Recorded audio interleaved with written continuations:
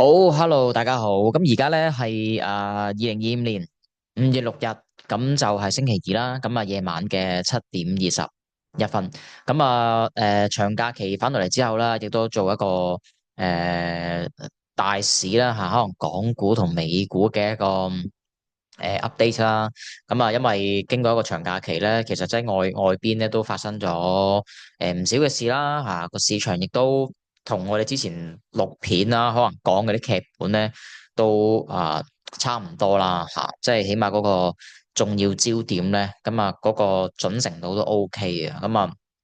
再講下嚟緊呢個禮拜啦吓，我自己會有啲咩睇法啦，同埋會做啲咩啦。順便咧都回顧翻咧，就係可能上個月啦。一個整體市場嘅表現咧，睇翻就係嚟緊點樣做啦。我哋嚟緊講個事之前咧，我哋先回顧下咧，就係上個月啦吓，即係4月，因為而家4月過咗啦，係嘛，5月開局啦。咁我覺得又會有啲唔同嘅。其實上個月咧，其實你睇翻就係整體啦吓，港股或者美股指數收報嗰個位置咧。其實咧係去翻4月頭嗰啲位置嘅。簡單嚟講咧，如果你中間係冇參與過呢個過程咧吓，冇乜點睇市咧，你會覺得好似冇事發生過嘅吓，因為嗰個指數去翻差唔多嘅水平啊嘛。咁但係你見到中間嘅波幅咧，其實係好多嘅吓，好多。我都自己 mark 低咗咧，今日講啲咩咧？其實4月份咧，如果淨係講納指咧高點咧係超過2萬點嘅吓，去到20,045點。咁低位咧係最差咧係去到16,450幾。其實高低位咧已經講緊咧差咗咧係3000咧，差唔多3600點，係一個勁大波幅嘅一個水平啦吓。當然中間發生咗好多事啦吓，你即係美國開打一個貿易戰啦，然之後有一個好重嘅關稅啦。對上一次發生呢啲事咧，已經係去翻幾廿年前噶啦。港股、美股曾經咧，即係發生過一個好大型嘅一個洗盤啦。好多科技股啊，重災區啦吓。基本上科技股啦，同呢個嘅出口啊吓，貿易相關嘅股票咧，都係跌得好勁嘅。普遍嚟講咧，啲大藍籌咧都可以係跌咗成兩三成嘅。兩三成。即係如果去到一啲中型股票啊，二三線嗰啲咧，一定係講緊跌咗30幾、40% 以上噶啦。要修正都比較難嘅。咁另外啦，就係4月中啦，最金嘅時候咧，就係股匯債三殺啦吓，因為大家都成個市場咧都覺得哇，即係美國咁樣嘅貿易戰開打個關稅咧，係會影響一個美國嘅信用啊嘛。美元跌啦，然之後美債都俾人拋售啦，令到咧美股都會受壓啦吓，股匯債三殺。即係金咧就向上啦。仍然都係避險啦。去到4月尾嘅時候咧，你見到好多嘢都塵埃落定咗啊。就算有好多壞消息都好咧，開始個市咧就嗰個反應就唔係太多，開始都反彈啦，同埋咧都好準嘅吓，大家都可以留意下咧，好準嘅。就係咧每逢咧港交所加按金調整按金咧，次次一調整按金咧，個市都係會即係唔敢講長期，但係當刻嚟講咧都係好大機會咧係跌底嘅。呢個模式咧係唔知重複咗幾多次噶啦吓。港交所係喺4月9號、10號呢日子咧。如果你有用啲平台券商啦，係嘛，富途嗰啲咧，會有個提示嘅吓，就係港交所會調整個按金嘅吓，期貨股票期權按金咧都會即係向上調整啦，係嘛，基於風險嘅考慮咧，一調整咧一加按金咧，次次都係即係短線嘅一個底部吓，就係因為即係點解呢啲信息係咁有用咧？即係你要知道咧，即係港交所都係啲大機構啦，大機構都係即係佢都有好多唔同嘅制度啊嘛。即係公司去做啲決策嘅時候，有一啲流程啊，有一個 flow 嘅。每逢咧呢啲嘅決策咧都係好 delay 嘅吓，都係見到先至有反應嘅。即係你冇辦法啦，即係一個龐大機構係咁樣。所以每次咧一加按金咧搞完之後咧，一出到嚟咧，其實個市都係會即係會反彈嚇，都係短暫嘅底部，係咪真係底未知住？咁但係你見到喂短期跌翻落去4月頭嗰啲低位咧，咁啊都唔係咁簡單啦嚇，都有啲幅度啦。大家可以睇翻咧嚇過往啦嚇18年、19年貿易戰啦嚇疫情嘅時候咧，好常見嘅呢啲情況。咁啊，即係加按金都係一個。即係都係我自己覺得啦嚇，係一個風險指標啦嚇，都係一個情緒指數嘅指標啦。咁美股啦同港股咧都係由4月中開始咧就開始反彈啦嚇，開始反彈。咁去到咧最新嘅呢個時候咧，咁我自己覺得嗰個觀點啦都有啲唔同咗啦。呢度咧可以講下就係喺一個交易上面咧，可能喺現時呢個市況咧。個市場個風，即係你要知道咧市場個風險喺邊度？咁好多人會覺得咧市場個風險咧，其實就係貿易戰啊、關稅啊，係咪嘅？咁我自己嘅理解咧，有少少唔同嘅。其實咧，市場個風險咧，就係你要知道咧，整體市場個資金主力嘅資金，佢哋嗰個嘅預期係啲咩佢哋嗰個意識形態。究竟係啲咩？因為佢哋先至係咧做交易嗰個嘛，咁佢哋嘅即係決策啦，當然都係會基於可能市場上嘅一啲消息啦，可能政策上嘅嘢啊，咁但係佢哋咧整體啦我只覺得即係正常啦，係會提前部署係會預判別人嘅預判嘅，即係佢哋會預判就係美聯儲會做啲咩啦佢哋可能會預判就係關稅會點傾啦，佢哋唔一定係要等嗰個政策消息或者等個市場嘅資金反應出到嚟先至做到反應，因為佢哋先係主力啊嘛，係咪？所以其實咧，而家個風險咧並唔係講緊喂關稅會點傾貿易戰會點傾，中美會點樣談判。其實呢樣嘢都係有少少 delay 嘅你係要估緊市場嗰個主力係啲咩？咁其實而家咧就成個市場嘅大前提啦當然去到年尾都係噶啦，即係嗰個主線就係貿易戰。就係關稅對經濟有啲咩影響，從而令到好多機構資金佢哋嘅投資上面有啲咩影響嘛，係咪？咁你知道就係喺呢個大前提底下咧，今年啦即係我唔敢講到年尾啦，但起碼呢個季度去到年中之前咧，好難會有一個大趨勢嘅即係同舊年同前年一定係會有分別嘅所以今年既然佢係一個冇趨勢嘅，咁冇趨勢嘅趨勢就係講緊個市咧會係震盪啦可能大型震盪啦，上上落落啦係嘛，AV 走勢啦。咁你要知道個前提係咁樣，即係今年好大機會，成個節奏都係咁樣行嘅。咁當個節奏都係咁樣行嘅時候，已經植入咗好多人嗰個嘅意識裏面咧。咁佢哋喺一個交易嘅行為上、模式上會有啲咩嘅部署咧？咁第一樣嘢咧，未必會真係重貨同你坐個 trend 咯，係嘛？更加多係短炒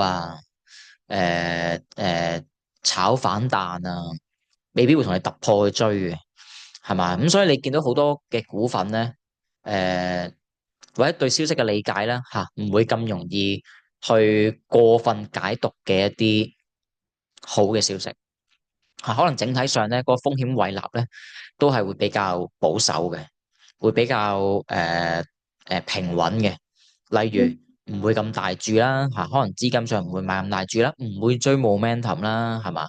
即係唔會向上追突破或者向下追穿底啦，係嘛？可能好消息嘅係出貨啦，壞消息嘅可能係撈反彈啦，會好多呢啲嘅反人性反消息嘅一啲嘅部署。咁你見到而家美股咧，可能港股都係啦，係嘛？出咗個消息之後咧，哇反彈到而家喎。咁而家其實整體美股啦，或者好多美股嘅比較強嘅股票咧，喺上個星期啦或者今個禮拜開始咧，陸陸續續咧都開始就係觸及咧之前嘅一啲阻力位。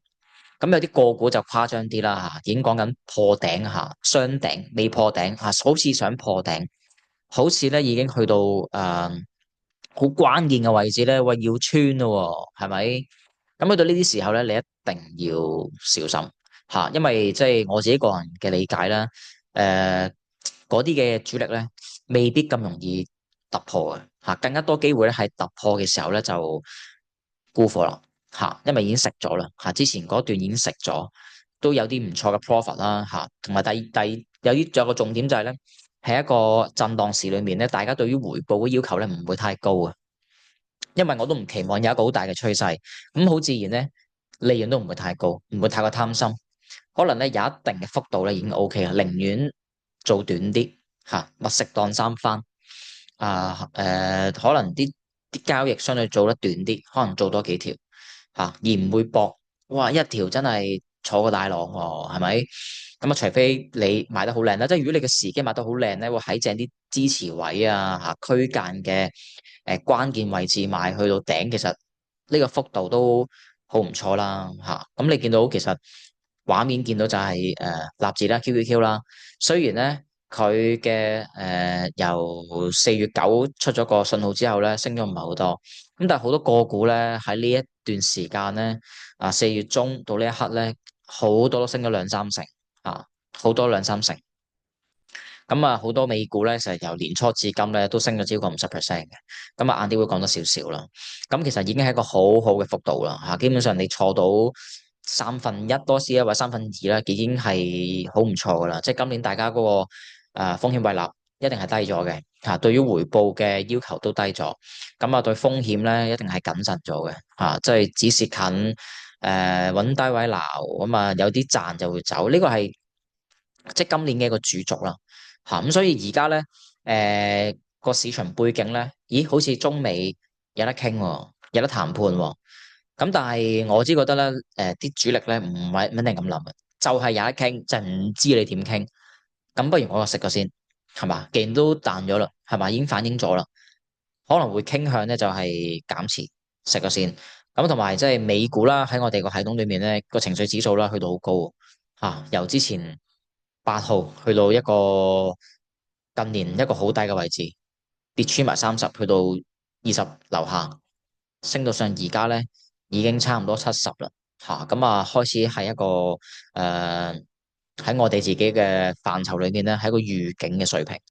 咁即係話咧呢一刻你未必會再即係建議啦，未必再係會大手去追好倉大手去加貨，反而咧調翻轉頭開始係咪要轉身？係咪響起一個警報係一個預警？你要知道咧，可能你好快要減持嘅，你要將啲止蝕咧拱到好高開始平手食糊係咪？準備食糊？如果你冇倉嘅，更加唔應該喺呢個時候加倉，亦都唔好太過相信你眼見嘅好消息。因為咧，我哋回顧即係取翻上一條片定上2條啦，講過嘅嘢啦，而家就係即係我自己嘅回憶啦，就係炒緊咧18年、19年中美貿易。咁啊，當年咧其實就美股、港股跌到冧冧冧都好啦，係可以彈到去破頂嘅，跟住再跌過嘅。咁啊，起碼都一半啦嚇。咁而家咧嗰個升幅咧就剛剛好咧，就係之前嘅高位低位咧嘅一半左右嚇。一半左右，咁我就覺得要開始比較小心謹慎。咁啊，另外就當然呢個就我自己嘅一個睇法啦。咁喺個市場上仲有啲咩睇到咧？咁就係金金價。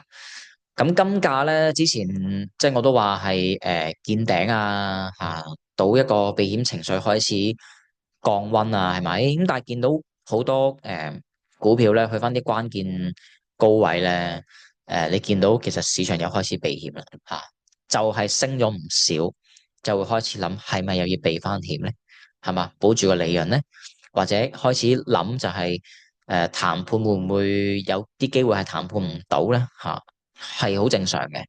咁我都覺得咧，其實我之前睇金價咧會去到3100附近嘅，咁但係都冇去到3200附近就反彈啦，咁啊都係同我之前睇嘅位差唔多啦，跌咗都唔係好多啫。咁我覺得金咧最低目標都應該會雙頂線嘅雙頂線，咁啊破唔破就未必知啦。咁如果金破頂咧，都唔係一個好消息嚟嘅，咁即係反映緊個市應該係有風險啦，係嘛？啲人都係傾向，即係啲人都係對避險嚇，對黃金嘅信念都幾強嚇，覺得嗰個避險嘅 conviction 好強，所以要避險。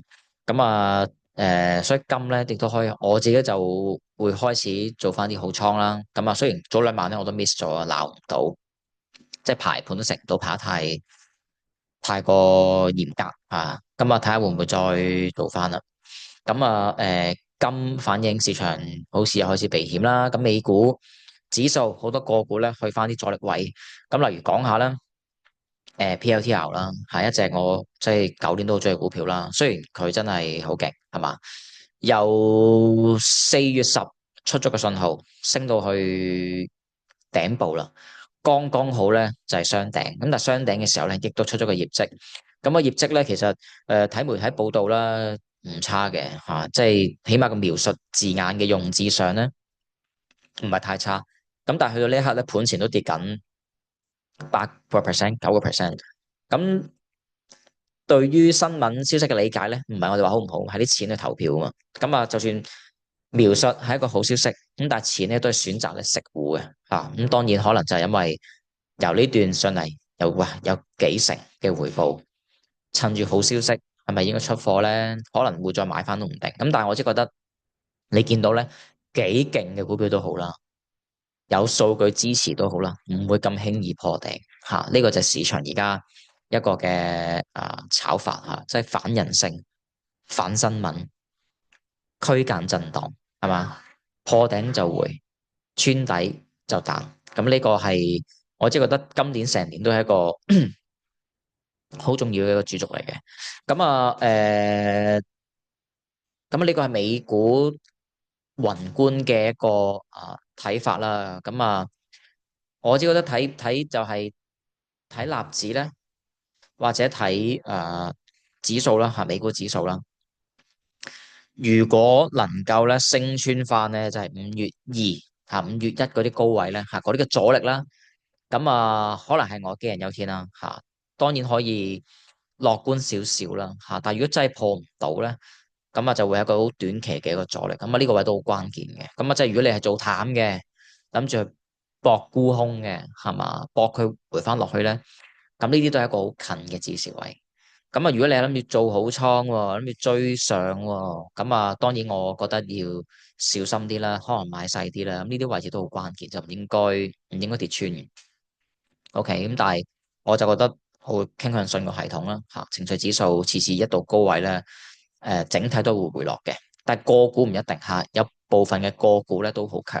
咁可能咧喺度略略都講下就係美股咧有啲咩可以睇啦。咁嚟上星期好似都有講日本啦，嚇日本係唔錯嘅。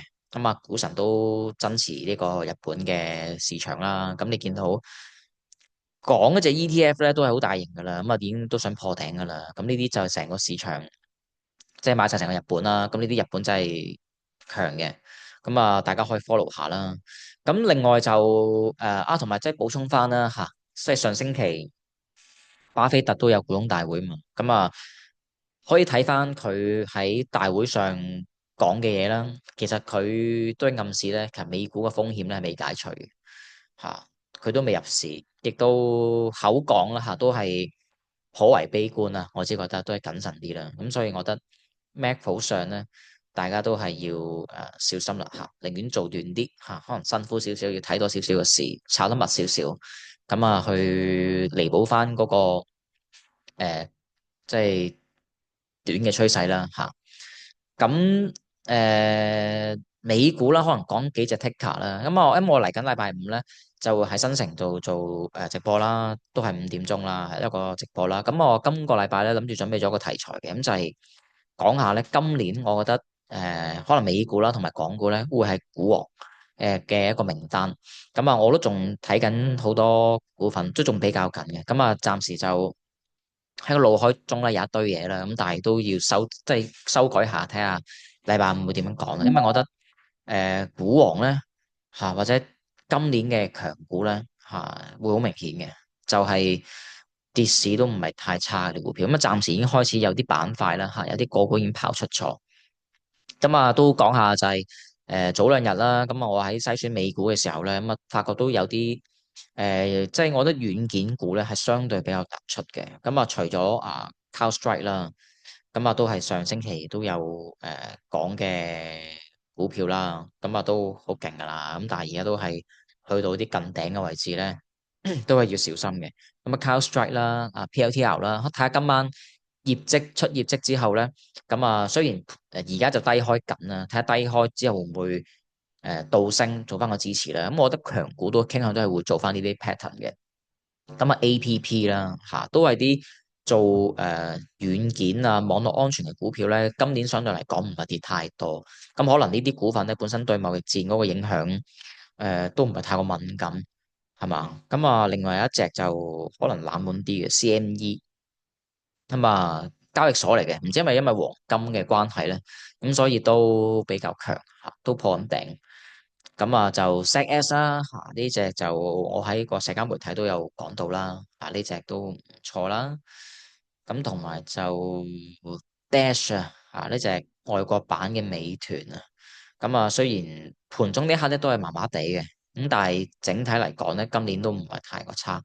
咁啊禮拜五會再講多少少啊嚇，再篩選下。咁港股咧，咁我可能花少少時間講下，同埋未講晒咧，就係美股會有啲咩操作咧。咁啊，我會買金啦，跟住就諗住投機啦，就去 short 隻 Netflix 啦，咁點解會揀 Netflix 咧？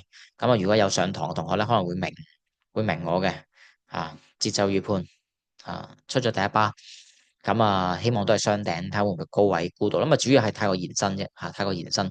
咁同埋就大家都預估唔到啦，係嘛？特朗普將關稅會再擴展去到即係影視產品啦，係咪好癲啊？咁啊，所以就短期升幅都好勁噶啦。咁啊，我只覺得有機會係做盤整嘅。咁可能我未必會沽正股嘅，可能係做啲期權組合啦，收期權金為主。另外就啊係啦，即係 Apple 都想講。Apple 咧都係一隻我會想嘗試去做淡嘅一個對象嚟嘅。咁其實個關鍵係啲咩咧？關鍵係啲咩？咁我就揾翻我打嘅嘢出嚟先。係啦。咁就係咧，因為蘋果啦，我只覺得嗰個風險咧係大過回報嘅。喺一個短期上面，咁點解咧？第一就因為貿易戰咧，佢啲硬件嘅生產線咧，即係我覺得有好多嘢都係好唔明朗嘅，亦都唔知對嗰個嚟緊嘅生意咧有啲咩影響啦。咁可能呢個咧都未必係一個好重要嘅原因。咁個重點咧，我覺得係佢關於 Apple Store 嗰個嘅蘋果稅，因為本身咧蘋果稅咧對蘋果嚟講咧係一個幾唔錯嘅收入嚟嘅。